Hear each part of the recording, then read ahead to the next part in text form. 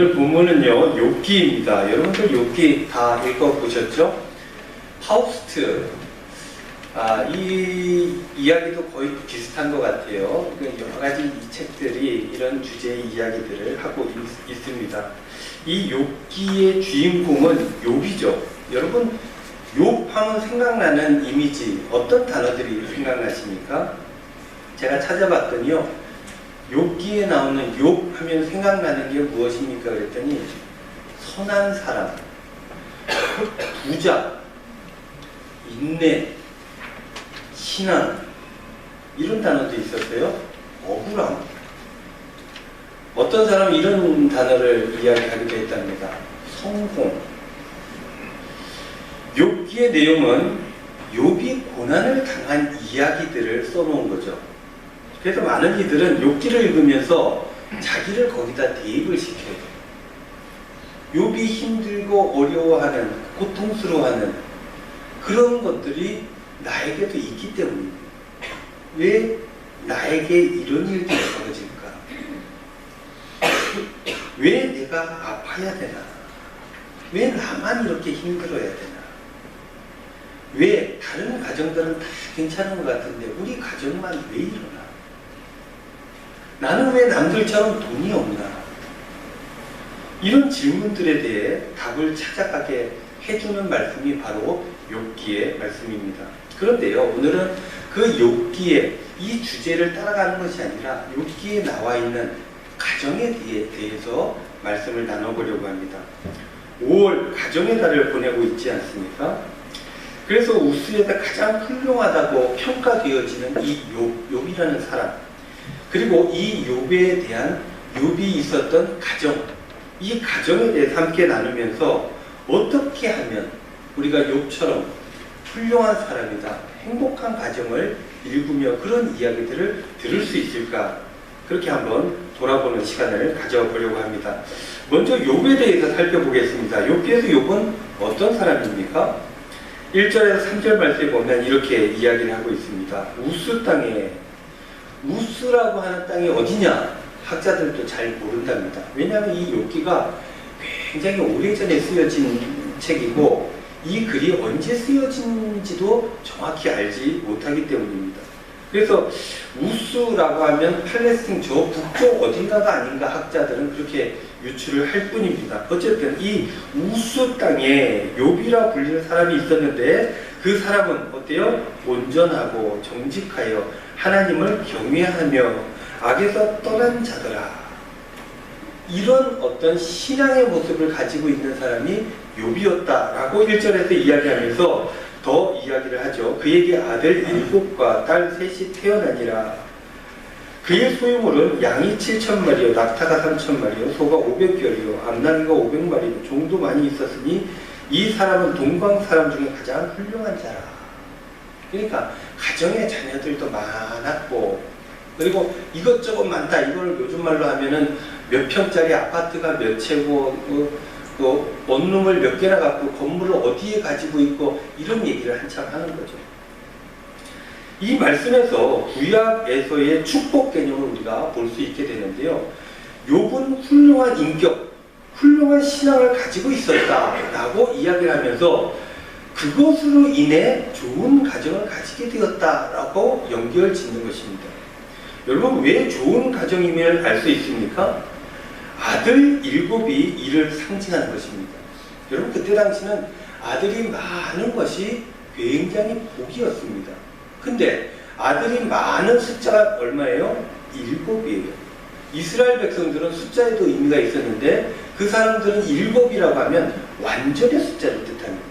그러니까 아들이 7이라고 하는 것은 실제 아들이 1, 2, 3, 4, 7명이다 라고 하는 의미도 있지만 완벽한 가정을 꾸리고 있었다라는 이야기를 하고 있는 것입니다. 완벽한 복을 의미하는 거예요. 욥의 신앙과 인격이 좋은 가정, 욥의 신앙과 인격이 좋은 가정을 갖게 했다는 것입니다. 그리고 나아가서 어떤 것도 갖게 됩니까? 여러 가지 재물도 함께 갖게 되었다라고 설명하고 있습니다. 이게 구약의 축복의 개념들이에요.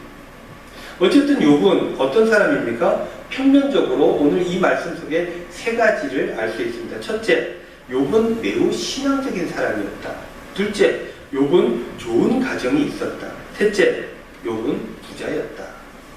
이 세 가지를 통틀어서 그때 당시 그 지역 사람들이 욥을 보고 뭐라고 얘기합니까? 가장 훌륭한 사람이었다라고 이야기했다는 것입니다. 3절 이후의 말씀에는 그가 가장 훌륭한 사람이었다라는 것에 대한 증거로 몇 가지 예를 이야기합니다. 그 예가 바로 가정에 관한 것입니다.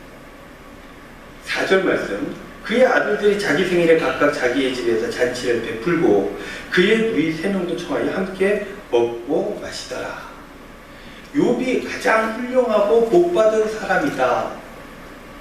욥은 좋은 가정에서 그 모든 것들을 이루었다 하는 이야기를 하면서 왜 가족들이 생일 챙기는 얘기를 여기다 덧붙였을까요? 왜 욥기는 훌륭함과 복됨을 설명할 때 이 가족의 생일 잔치를 얘기했을까? 여러분, 생일을 축하하는 일은 매우 중요하고 복된 일입니다. 그저께도 우리 성도님들 중에 2분이 생신이셨어요. 그래서 제가 조촐하게 생신 축하를 드리고 했는데, 이것은 알고 보면 우리의 그냥 일상 같지만 굉장히 중요한 일입니다. 생일을 축하한다는 것은 어떤 의미냐면 그 사람 그 자체로 인정한다는 이야기예요. 보통 우리는 어떤 사람을 판단할 때 뭘로 판단합니까? 존재 자체로 그 사람을 판단하는 경우가 잘 없습니다. 그 사람이 돈은 얼마나 있는지, 돈이 좀 많으면 좀 괜찮은 사람처럼 보여요. 그리고 얼마만큼 배웠는지, 많이 배우면 있어 보입니다. 어떤 일을 하는지, 고귀한 일을 하는 사람은 높이 추앙하죠. 직함이 무엇인지 등등 여러 가지 그 사람이 어떻게 보여지는지에 대해서 파악하고 그것을 통해서 그 사람이 어떻다 생각을 하게 되는 것입니다. 그리고 그 사람에 대한 이미지가 생겨나면 자기가 그 사람에 대한 태도가 바뀌게 되는 것이죠. 그래서 좋은 집에 살면 저 사람이 좋은 사람일 것이다 추측을 합니다. 많이 배웠으면, 좋은 차를 타고 다니면 좋은 사람일 것이다 생각을 하는 거예요. 그래서 사람들은 좋은 차를 가지려고 노력하는 거예요. 조금만 여유가 되면 대출을 해서라도 평수를 늘려가야 되는 것입니다. 좋은 아파트, 역세권으로 이사를 가야 되는 거죠. 사람들은 이것들 가지고 판단하기 때문에 이것들로 본인을 설명하고 싶어 한다는 것입니다. 그래서 이런 것들 때문에 어떤 사람은 우월감을 느끼기도 하고 어떤 사람은 열등감에 빠져들기도 하는 것입니다. 그러나 여러분, 생일 축하는 그 사람에 대해서 어떤 조건을 이야기하는 게 아닙니다. 태어난 사실 하나로 그 사람을 대하는 것입니다. 그 사람을 조건 없이 그 사람 자체로 대하는 것인데 그걸 축하해 주는 거예요. 그 사람을 매우 긍정적으로 이야기하고 있는 것입니다. 이것이 바로 생일을 축하해 주는 거예요. 그날, 그것은 오직 그 사람의 것이거든요. 헨리 오웬이라는 영성가를 여러분들 다 아실 것입니다. 이분이 굉장히 훌륭한 분이잖아요. 근데 노년에 신경쇠약증을 얻습니다. 정신에 문제가 생긴 거예요. 이 사람이 어떤 일을 했습니까? 최고의 영성가였어요. 그리고 종교 지도자였고 많은 사람들의 멘토 역할을 하는 그런 사람이었습니다. 그런데요, 자기 자신의 정신에 문제가 생긴 거예요. 얼마나 큰 문제겠습니까? 그래서 이 사람이 정리하고 라르쉬라고 하는 지적장애 공동체로 들어가게 되죠. 거기서 라르쉬의 일기를 쓰게 되는데 이 일기의 초반부에 이런 이야기가 적혀져 있습니다. 헨리 오웬이 처음으로 본인의 이 신경쇠약증, 정신적인 병을 고치기 위해서 그 공동체를 찾아갔는데 사람들을 만났겠죠? 지적장애인들을 만났습니다. 그래서 그분들에게 인사를 했습니다. 그랬더니 그 사람들이 헨리 오웬에게 이렇게 묻더랍니다. 당신 누구야? 보통 사람들은 자기를 표현할 때 뭐라고 얘기합니까? 직함이나 자기가 뭘 했는지 그걸 이야기를 하죠. 그게 자신이라고들 생각을 하는 것입니다. 그래서 헨리 오웬도 자신을 설명할 때 그렇게 이야기를 합니다. 하버드 대학교의 교수였습니다. 라고 이야기를 했어요. 그러자 그 지적장애인들이 뭐라고 얘기하냐면 하버드가 뭐야? 라고 물었다는 거예요. 헬리나는 당황했습니다. 그동안 내가 하버드대 교수라고 얘기를 안 해도 옆에서 다 얘기를 해줘서 설명할 필요가 없었는데 본인이 직접 하버드대라고 얘기했는데도 불구하고 다들 존경의 눈빛은커녕 그게 뭔데 저 사람이 나한테 저렇게 얘기하나 하는 눈빛으로 생각을 했습니다. 그리고 다시 대답을 했습니다.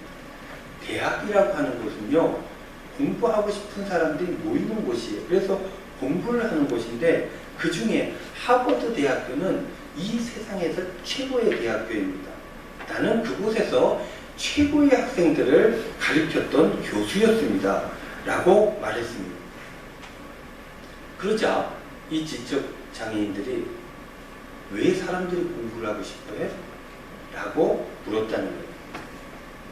헬리나웨는 사회 통념의 소유, 명예, 지식 뭐 이런 것들을 가지고 설명하려고 했는데 그들과 전혀 대화가 안 되었던 것입니다. 왜입니까? 지적 장애인들이 너무나 본질적인 질문들을 했기 때문입니다. 그날 저녁에 일기를 쓰게 되죠. 내가 여기 있는 분들에게 내가 얼마나 대단한 인물인지, 내 친구들이 얼마나 대단한 정치가이고 문학가인지, 내가 그들의 얼마나 큰 멘토의 역할을 하는 사람인지 설명하기가 어려웠다. 그런데 어쩌면 나는 나의 이 오래된 영혼의 방황이 여기서 마무리될지 모르겠다는 생각을 했다. 왜냐하면 이들은 신이 인간을 대하는 방식과 가장 유사한 방식으로 나를 대하고 있다. 오직 나의 이름 헨리로. 이렇게 썼던 것입니다. 그냥 나로 대해주는 사람들과 함께하면서 영적인 건강이 회복되어졌다는 그 이야기를 하는 것입니다. 하나님이 인간을 대하듯이 사람을 대하는 방식 중 하나가 바로 그 사람의 생일을 다른 이유 없이 축하해 주는 것입니다. 있는 그대로 그 사람의 존재 자체로 기뻐하며 축하하는 것, 이것이 바로 하나님께서 사람을 대하는 방법이었던 것입니다.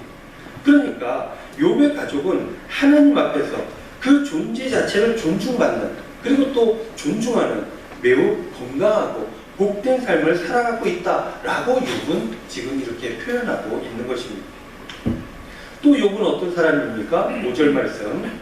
그들이 차례대로 잔치를 끝내면 욥이 그들을 불러다가 성결하게 하되 아침에 일어나서 그들의 명수대로 번제를 드렸으니 이는 욥이 말하기를 혹시 내 아들들이 죄를 범하여 마음으로 하나님을 욕되게 하였을까 함이라. 욥의 행위가 항상 이러하였더라. 생일 잔치를 했어요. 가족들이 모여서 한참 서로 즐거운 시간들을 보냈습니다. 그리고 잔치가 끝나면 욥은 그 다음날 아침에 자녀들을 불러서 성결하게 해 주었습니다. 번제를 자녀들 명수대로 하나님께 드린 것입니다. 그리고는 욥의 행위가 항상 이러했다. 욥은 항상 이렇게 자녀들을 성결하게 하는 삶을 살았다라고 기록하고 있는 것입니다. 그러니까 욥은 자녀들, 즉 모든 가족들이 하나님 앞에 온전히 살 수 있도록 가르쳤다는 거예요. 그리고 본인이 직접 그렇게 살았다는 것입니다. 그러니까 욥은 가족 모든 이들과 항상 하나님 앞에 살았다는 거예요. 지금 말로 바꿔 얘기하면 하나님 앞에 늘 가족들과 함께 예배드리는 삶을 살았다라고 욥기는 기록하고 있는 것입니다.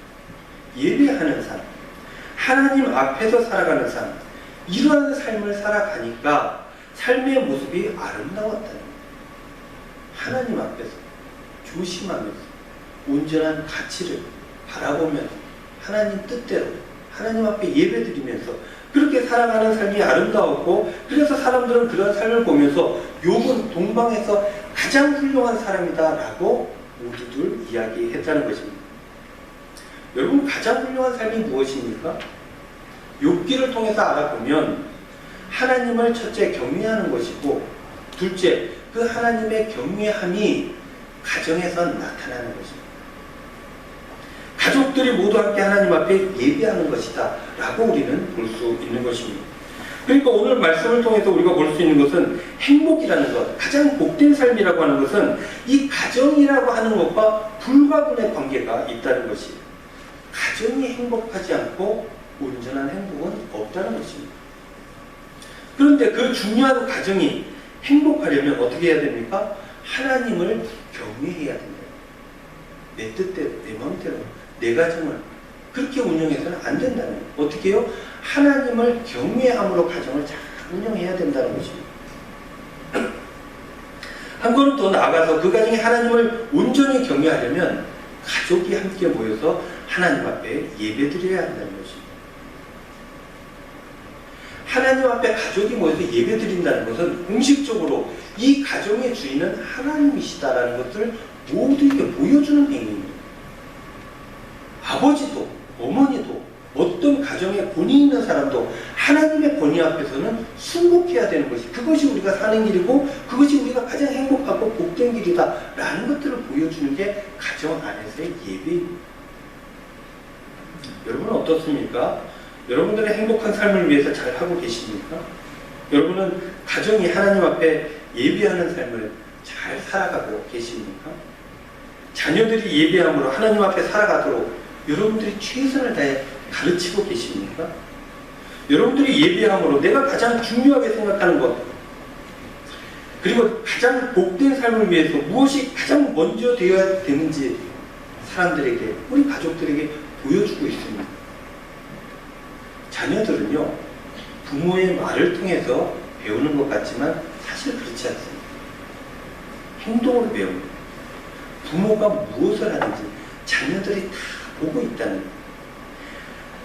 부모가 무엇을 하고 무엇을 하지 않는지, 무엇을 하기를 좋아하고 무엇을 하기를 싫어하는지, 어떠할 때 기뻐하는지, 어떠할 때 힘들어하는지, 부모가 어떤 목적으로 살아가는지, 무엇을 위해 살아가는지, 아니면 어떤 것들을 조심하는지, 자녀들은 부모가 하나님을 어떻게 받아들이는지, 실제 삶에서 믿음을 삶의 가장 중요한 것으로 여기는지, 아니면 그냥 그렇게만 종교적 관성으로 살아가는 것인지, 자녀들은 그냥 안다는 거예요.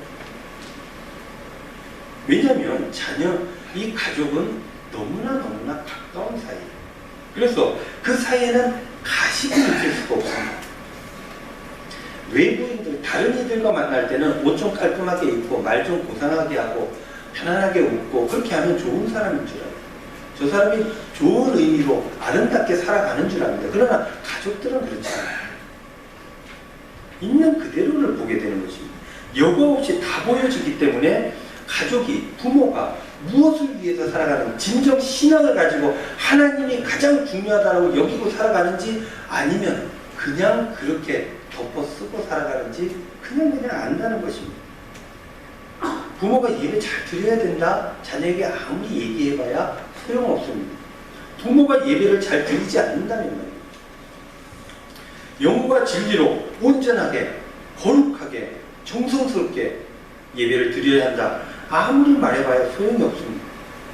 부모가 예배를 소중하게 여기지 않으면 자녀들은 그냥 안다는 거예요. 예배를 위해서 얼마나 많은 것들을 부모가 포기하는지 보아야 그게 정말 중요한 것이구나 깨달아 알 수 있게 되는 것입니다. 자녀들을, 부모를 보면서 부모님께서 얼마나 하나님을 신뢰하고 얼마나 그것을 중요하게 여기며 그 믿음을 최고로 여기며 그 믿음으로 살아가는지 자녀들은 보아서 알게 되어 있다는 것입니다. 그래서 자녀들이 대를 이어 신앙생활을 한다는 것, 이게 얼마나 큰 축복인지 모릅니다. 욥처럼 실제 부모가 그런 가치를 중요하게 여기며 살았다는 증거이기 때문인 것입니다. 사랑하는 금요영광교회 성도 여러분, 참된 신앙인이 되시기를 바랍니다. 그 삶을 보면서 자녀들이 배우는 거예요. 그렇게 신앙의 대가 이어지게 되는 것입니다. 그렇게 믿음으로 하나 된 가정이 되면, 그러면 사람들도 인정하는 복된 가정이 되는 것입니다. 그런 복된 가정이 되게 되면 험악한 세상에서 평안을 누리며 참된 복을, 평안을 누리며 살아가게 되는 것입니다. 말씀을 마치겠습니다. 여러분들의 가정 모두가 함께 예배드리는 그런 삶으로 살아가십니까? 그렇게 모든 식구가 천지를 지으신 하나님을 인정하고 하나님의 보호하심과 인도하심을 따라 살아가고 계십니까? 간절히 바라기는 꼭 여러분들 그렇게 하시기를 바랍니다. 그렇게 못했다면, 우리의 삶이 좀 2% 부족했다면 지금부터라도 마음을 고쳐먹어야 돼요. 그렇게 해야 온전히 살아갈 수 있게 되는 것입니다. 여러분, 세상에는 풍파가 많아요. 여러 가지 문제들로 막힐 때가 있습니다. 그래서 내 뜻대로 하나님께 온전한 삶을 보여주고 자녀들이 그렇게 살기를 바라지만 잘 안 될 때가 있습니다. 그러나 여러분들 애를 쓰시길 바랍니다. 그러면 하나님께서 길을 열어주시는 것입니다. 자녀들에게 뿐만 아니라 세상 사람들에게도 이것을 보여주어야 합니다. 참된 예배로 그렇게 전생애를 통해 여러분들 보여주어야 됩니다. 그렇게 할 때 가족들이 나가서 예수님을 모르는 다른 이들이 끊임없이 밀려오는 어려움과 고난 속에서 온전한 삶을 살아갈 수 있게 해주는 것입니다. 이것이 주님의 명령인 복음을 전하는 일이기도 하는 것입니다. 땅끝까지 이르러 복음을 전하는, 주님 말씀하셨잖아요. 입으로 전하는 게 아닙니다. 몸으로 전하는, 삶으로 전하는 것입니다. 그렇게 삶으로 살아갈 때 사람들이 저 사람은 정말 진짜 기독교인이에요. 그 사람들의 가족이 온전히 하나님 앞에 예배될 때 저 사람들은 참 진짜야 라고 인정하고 저 사람들은 훌륭한 사람이야 라고 복되게 여긴다라는 것입니다. 사랑하는 성도 여러분, 한 주간 살아갈 때 여러분들 삶을 성결하게 하시기를 바랍니다. 그리고 온전한 예배자로 바로 서시기를 바랍니다. 하나님의 축복을 그래서 흘려보내는, 그래서 복된 삶을 사시기를 바랍니다. 그러면 여러분들 가정뿐만 아니라 모든 사람들이 여러분들로 인해 하나님의 은혜를 느끼게 될 것입니다. 한 주간도 이 말씀 마음속에 품고 참된 예배자로서 가정을 살릴 뿐만 아니라 우리 모두가 행복해지는 복된 삶을 살아가시는 저와 여러분들 다 되시기를 우리 주님의 이름으로 축원드립니다. 기도하겠습니다. 우리 이렇게 기도하였으면 좋겠습니다. 가정에서 하나님을 경외하는 삶을 살게 하여 주시옵소서. 두 번째로, 가정에서부터 참된 예배자가 되게 하여 주시옵소서. 다 함께 우리 한 목소리로 기도하도록 하겠습니다. 은혜로우신 아버지 하나님, 참으로 감사를 드립니다. 오늘도 주님 앞에 불러주시고 귀한 말씀 주시니 감사를 드립니다. 이 가정이 행복해야 우리의 삶이 온전하고 행복해진다는 것을 성경 곳곳을 통해 우리가 말씀을 듣게 됩니다. 그런 이 가정이 행복하기 위해서 하나님을 경외해야 될 줄로 믿습니다. 가족 모두가 하나님을 인정하고 하나님의 권위를 인정하고 함께 예배드리는 믿음의 공동체가 되기를 원합니다. 그렇게 하여서 하나님 주시는 행복을 이 가정 안에 담게 하여 주시고 이 가정의 행복이 차고 넘쳐서 세상으로 흘러가고 그렇게 아브라함처럼 복의 근원이 되는 복된 삶이 우리 모두에게 나타나도록 인도하여 주시옵소서. 그러나 우리의 믿음이 연약하고 우리의 삶이 연약하여서 실수하고 나약하고 넘어지고 어려워질 때가 많이 있습니다. 그래서 실수하고 잘못된 일들이 있을 수가 있습니다. 하지만 애를 쓰게 하여 주시옵소서. 그 길 가운데 하나님 은혜 주시고 하나님께서 인도하심이 나타나서 더욱더 아름다운 삶으로 정진하며 한 걸음 한 걸음 주님을 향해 하나님 나라를 위해 나아가는 우리 참된 신앙인의 삶이 되어지도록 인도하여 주시옵소서.